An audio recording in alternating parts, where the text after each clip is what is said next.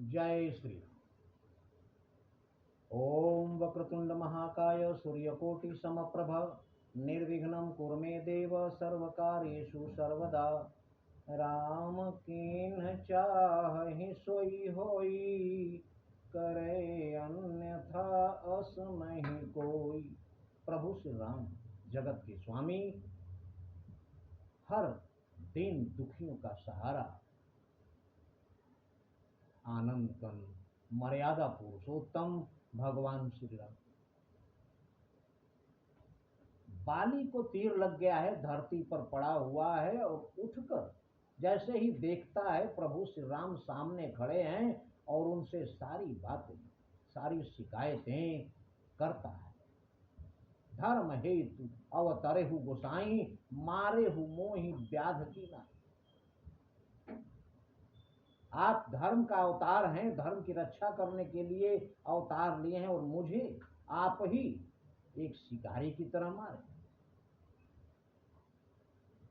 मैं बैरी सुग्रीव प्यारा, अवगुण पवन नाथ मोहना।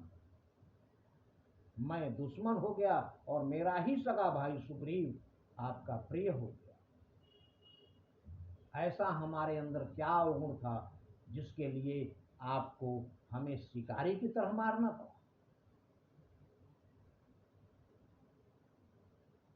कहता है कि सुग्रीव हमारा भाई है, भाई भाई हैं हम दोनों, समदर्शी की नजरों में तो चाहिए एक ही सम दोनों। आप समदर्शी हैं प्रभु और आपकी नजर में हम दोनों भाई एक समान ही होने चाहिए। तो सुग्रीव आपका मित्र हुआ और बाली आपका दुश्मन है। रघुकुल के नायक उत्तर दें, वध करने का क्या कारण है। प्रभु कहते हैं कि अनुज बधु भगिनी सुत नारी, सुन सठ कन्या सम ये चारी। छोटे भाई की पत्नी, बहन, अपने पुत्र की बहू और कन्या, ये चारों एक समान हैं। इना ही कुदृष्टि बिलो कई जोई, इन चारों में से किसी पर भी अगर कोई बुरी नजर डालता है तो ताहि बधे कछु पाप न होई, उसको जान से मार देने में कोई पाप नहीं लगता।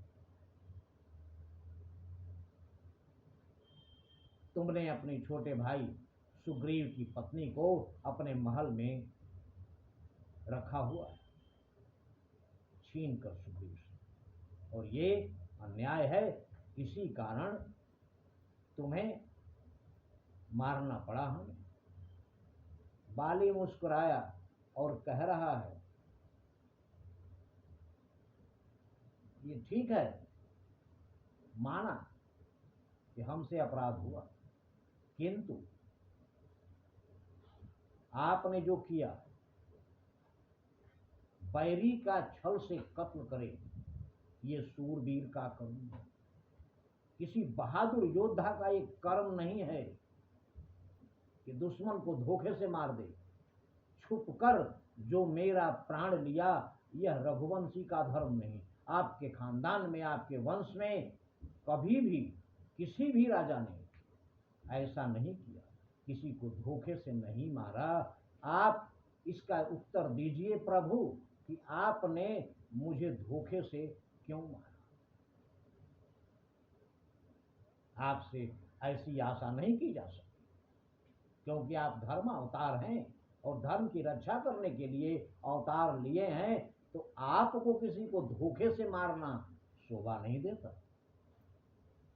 तब प्रभु मुस्कुराए और कह रहे हैं कि तुम्हें इसका कारण बताते हैं। तुमने ऐसा वर पाया था, प्रत्यक्ष न मारा जाएगा। तुमने ऐसा वरदान पाया हुआ था कि सामने से तुम कभी मारे ही नहीं जा सकते किसी के से। लड़ने वाले का आधा बल खींचकर तुझ में आ जाएगा, जो तुम्हारे सामने आएगा उसका आधा बल खींचकर तुम्हारे अंदर आ जाएगा। अब मैं अगर तुम्हारे सामने आता तो ये अटल सत्य है कि मेरा बल खींचकर तुम्हारे अंदर नहीं जाता, और अगर मेरा बल खींचकर तुम्हारे अंदर नहीं जाता तो जिसने तुम्हें वरदान दिया है उसका वरदान झूठा होगा।